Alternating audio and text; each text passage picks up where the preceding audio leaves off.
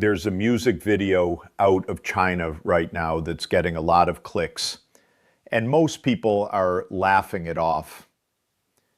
But I spent the morning looking at the details around it, and I gotta tell you, the timing is way more important than the song. Before we get into it, I'm curious where you land on this whole thing. Drop a comment and tell me what you make of it. Because honestly, I went back and forth myself while putting this together. So let's start with the video itself, just so we're all on the same page. China released an English language propaganda music video called "I Miss You on the South China Sea." And if you just watch it cold, it looks kind of sweet, actually. You've got a Chinese sailor standing on the deck of a Coast Guard vessel, looking out over the water. There's a melody, soft vocals. He's singing about missing someone. The ocean is blue, the sky is clear, and the whole thing has this almost wistful, romantic feel to it. It's the kind of video you might scroll past on a Sunday afternoon and not think twice about.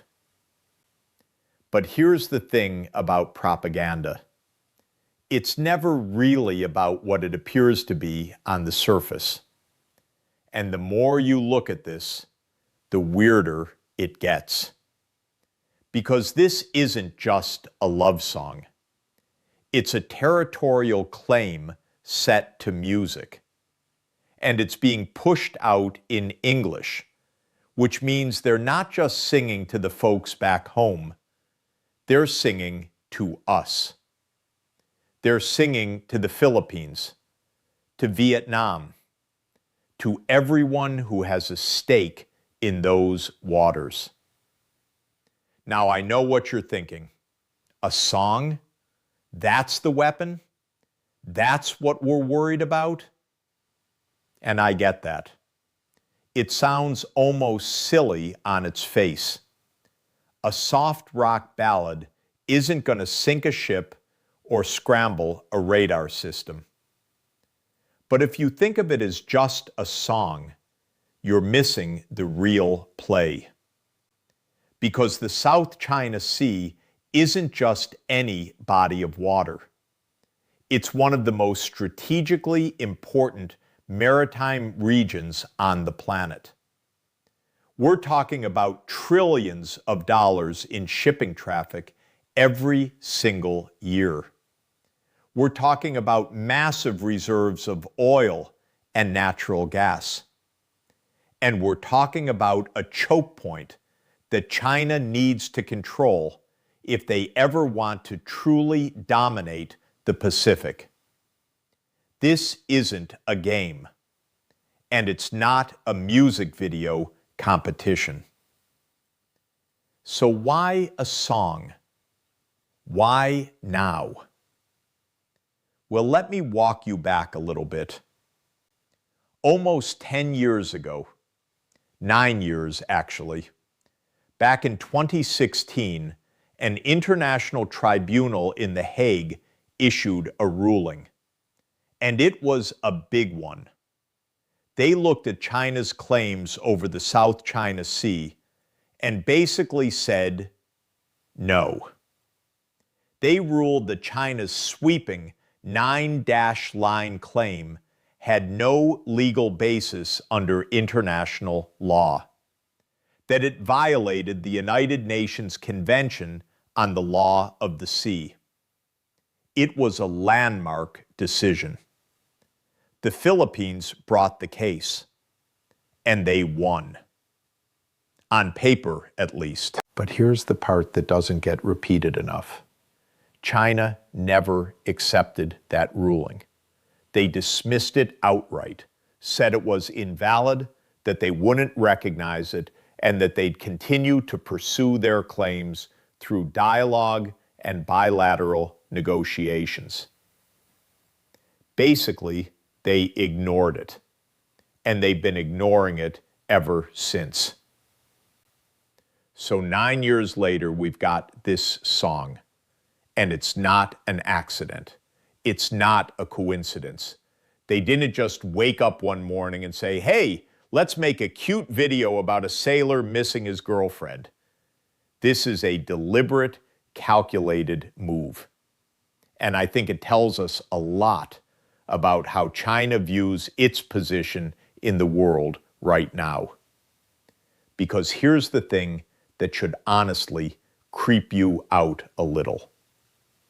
When a country starts using soft culture to reinforce a territorial claim, what they're really doing is preparing the ground for something harder. They're not sending in the Navy first.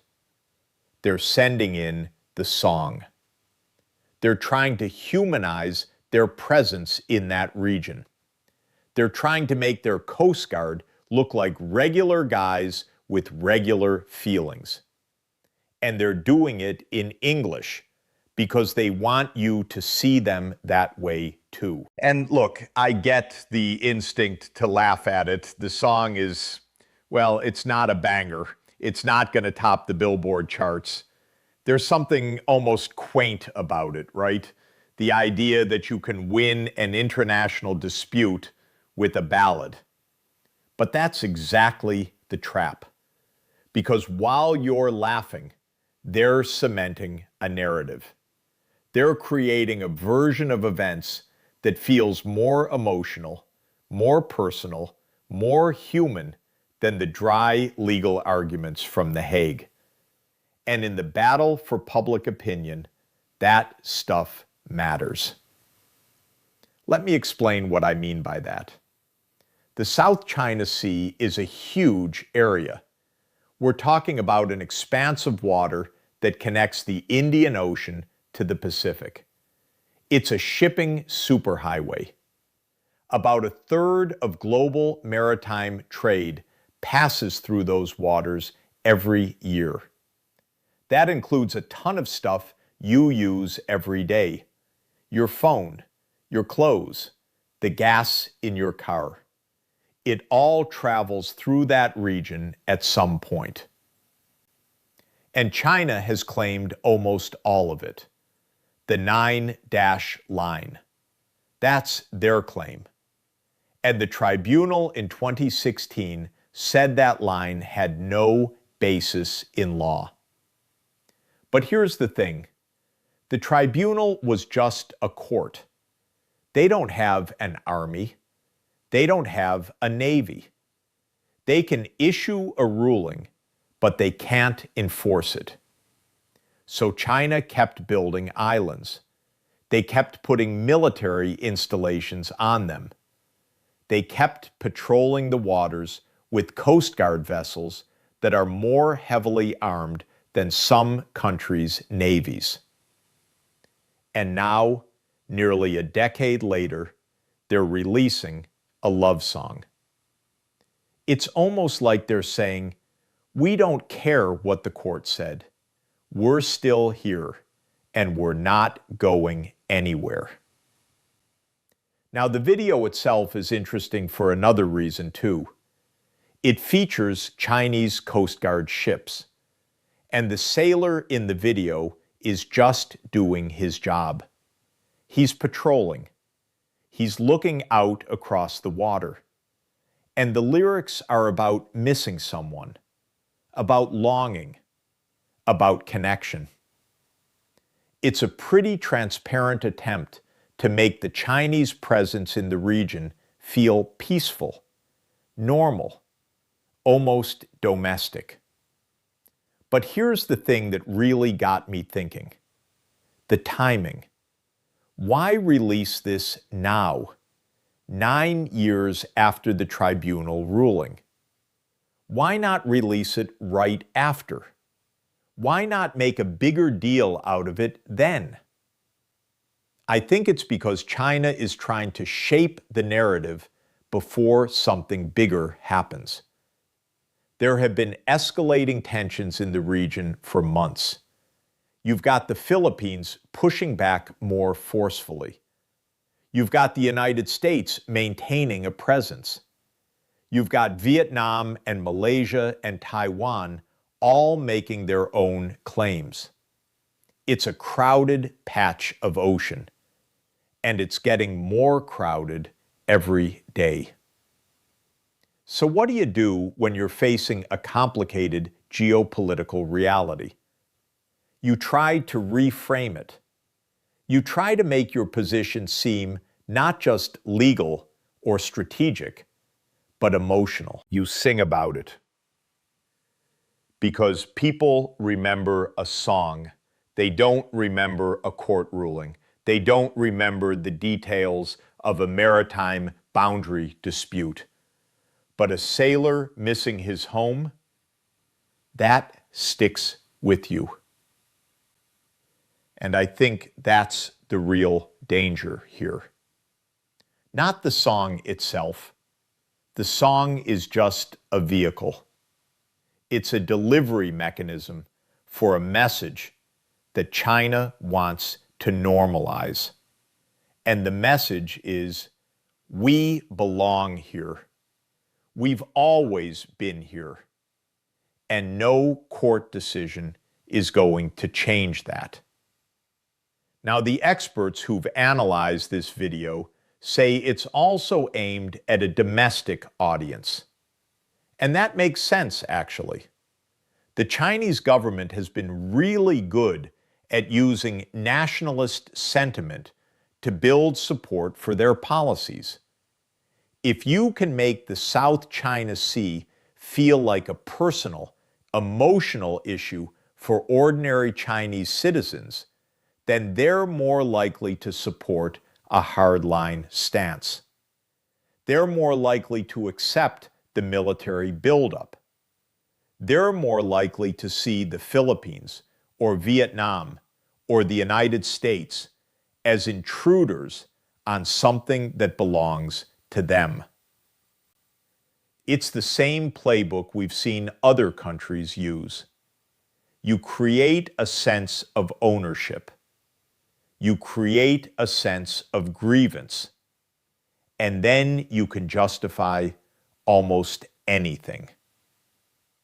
I remember watching a documentary a few years ago about how China was building artificial islands in the South China Sea. They were literally dumping sand into the ocean to create new land. They built airstrips. They built radar stations. They built barracks. And they did all of this while saying they were just engaging in peaceful activities. It was a massive engineering project. And it was happening right in the middle of waters that other countries considered their own. But here's the weird thing about international law. It's only as strong as the willingness of countries to enforce it. And when you have a country as powerful as China ignoring a ruling, what do? The United States has been pretty vocal about maintaining freedom of navigation in the region. We've sent ships through. We've done military exercises with allies. But we haven't taken direct military action to stop China's expansion. Because nobody wants to start a war over a song or over a few islands, even if those islands represent something much larger. And that's exactly what China is betting on. They're betting that the rest of the world will get distracted, that the United States will look inward, that the Philippines will eventually give up, that the media will get tired of talking about the South China Sea. They're betting that a love song will do more to change the narrative than a legal decision ever could. Let me slow down here for a second and just sit with that. because it's actually kind of brilliant in a cynical way. If you can't win on the legal battlefield, you just change the battlefield. You make it about culture. You make it about emotion. You make it about a sailor missing his family. And suddenly, the whole conversation shifts. Now, I don't want to overstate this. It's just a music video. It's a propaganda piece. It's not going to move the needle in any immediate, dramatic way. But it's part of a pattern. And that pattern is worth paying attention to. Because every step China takes in the South China Sea is a step away from a rules-based international order. They're testing the limits. They're seeing how much they can get away with. And what happens if they succeed? What happens if, over the next decade or two, they effectively control the entire South China Sea? They'll have a stranglehold on global shipping. They'll have access to untold energy resources. They'll have a military presence that can project power all the way to Australia.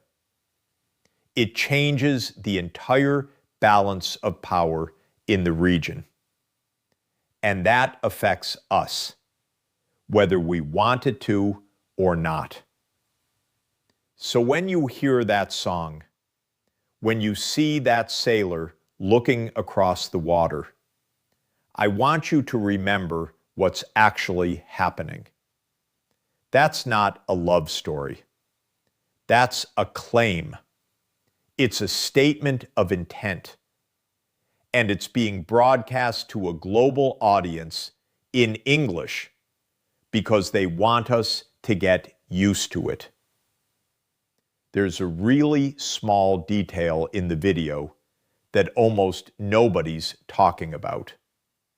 I caught it on a third rewatch.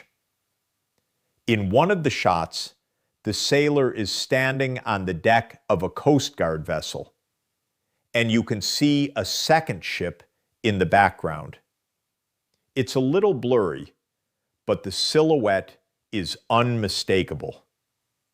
It's a military transport vessel, not a Coast Guard ship, a naval vessel. And it's just sitting there in the background, not highlighted, not mentioned, just present. That's not an accident. That's messaging. We're not just patrolling. We're armed, we're ready, and we're here. The Pentagon has been watching this for years. They've been tracking the buildup. They've been warning Congress. But with everything else going on in the world, the Middle East, Ukraine, the domestic chaos we've got going on here, it's easy for the South China Sea to slip down the priority list. And that's exactly what China is counting on.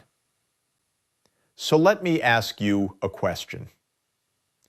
If China can use a simple music video to reinforce a territorial claim that an international court called invalid, what else can they do with soft power? What else can they normalize before we even realize it's happening? I'm not saying we should panic about a song. That's not the point. The point is that the song is a symptom. It's a tool. And it's being used by a country that has shown again and again that it's willing to push the boundaries of what's acceptable. They've done it in the South China Sea. They've done it in the East China Sea. They've done it along the border with India. They've done it with their treatment of Taiwan. There's a pattern here, and it's not subtle. But here's the other thing I think about, and this is going to sound a little abstract, so bear with me. When you're trying to claim something that isn't yours, you have to tell yourself a story about it. You have to convince yourself that you have a right to it. And the best way to do that is to make it emotional, to attach feelings to it, to sing about it. Because once it becomes part of your identity, it's really hard to let it go. And I think that's what's happening here. I think China is trying to make the South China Sea not just a strategic interest, but a part of their national soul. They want their citizens to feel it in their bones. They want the rest of the world to accept it as a fait accompli. And they're using every tool available to make that happen. Military, diplomatic, economic, and yes, cultural. It's not going to work on us. Most Americans don't care about a Chinese propaganda song. We're not going to be swayed by a ballad. But that's not the audience. The audience is everyone else. The audience is the undecided, the neutral, the people who don't follow international law closely, the people who just see a guy singing about missing someone and think, "Aw, that's sweet." And that's the scary part, because those people vote. Those people influence policy. Those people shape public opinion. And if China can make them feel like they're the good guys, that's a win, even if it's a small one. All right, I'm going to take a breath here, because I know this has been a lot. And I'm not trying to make you depressed. I'm trying to wake you up a little, because I think we've gotten too comfortable with the idea that these things don't affect us, that they're happening far away, that we don't have to worry about them until they show up on our doorstep. But the truth is, they're already on our doorstep. They're in our shipping lanes. They're in our supply chains. They're in our global economy. And they're being reinforced by a song that's being shared millions of times around the world. So what do we do about it? I mean, what can we really do? Honestly, I don't have a perfect answer. I'm not a diplomat. I'm not a general. I'm just a person trying to make sense of a complicated world. But I think the first step is paying attention, not laughing it off, not scrolling past, but actually seeing what's happening and recognizing it for what it is. Because this isn't a new story. This is an old story with a new twist. The battle for the South China Sea has been going on for decades. China has been building up its presence there for years. And every time they take a step forward, the rest of the world takes a step back. We're not pushing back hard enough. We're not making them pay a price for their aggression. And so they keep going. They keep building. They keep singing. And if we don't start pushing back, if we don't start taking this seriously, then one day we'll wake up and realize that the South China Sea is effectively a Chinese lake, and there won't be anything we can do about it because the ships will already be there. The islands will already be built.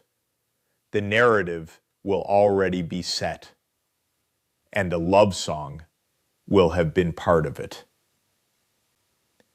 There's a line in the song. I looked up the lyrics. It says something like, I miss you on the South China Sea. The waves carry my thoughts to you.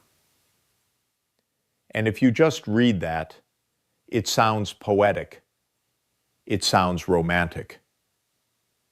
But when you put it in context, when you know that this is being sung by a sailor on a Coast Guard vessel that's operating in disputed waters, it takes on a different meaning. The waves aren't just carrying his thoughts. They're carrying a claim. They're carrying a message. And that message is being sent directly to you. All right, I'm going to wrap this up because I think you get the picture.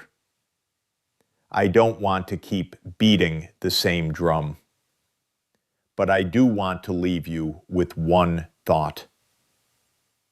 We live in a world where the lines between culture and conflict are getting blurrier every day, where a music video can be as important as a military exercise, where the battle for hearts and minds is being fought on YouTube and TikTok, not just in the halls of power. And that means we have to be smarter about how we consume information.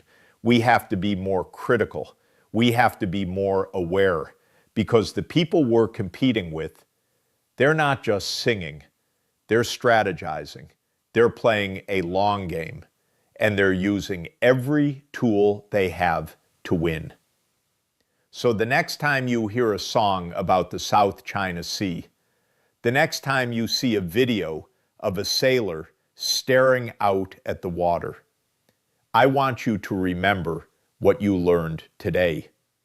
I want you to remember the tribunal ruling. I want you to remember the islands that were built. I want you to remember the ships in the background. And I want you to ask yourself, whose side is that song really on? That's all I've got for this one. Look, I'm not going to stand here and pretend I have all the answers. I'm just trying to put the pieces together like you are. If this whole thing got you thinking, drop a comment and let me know what you see when you look at that video. We're all trying to figure this out together. I'll see you in the next one.